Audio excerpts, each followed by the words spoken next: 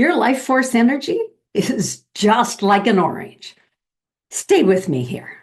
You see the peel? That's where the zest comes from. That's your intuition. That's your wisdom. That's your knowledge locked in there, keeping your energy protected. And inside the orange, you have segments. Those are all the roles in your life. Well, some are nice and healthy, and others, they could use some work, can't they? Then you have the juice. The juice is your passion. That's what drives you. That's what gives you that exciting life that you're loving and that you're living. It's right in there. That's why we say, that was such a juicy experience. We use that expression all the time. And inside, we have seeds.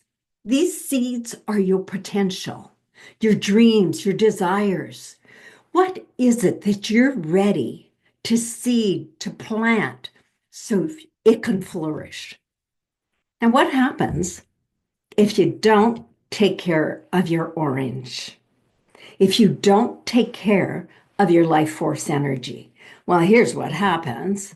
It gets dried up. It shrivels up. It gets smoked. And then you don't have any zest.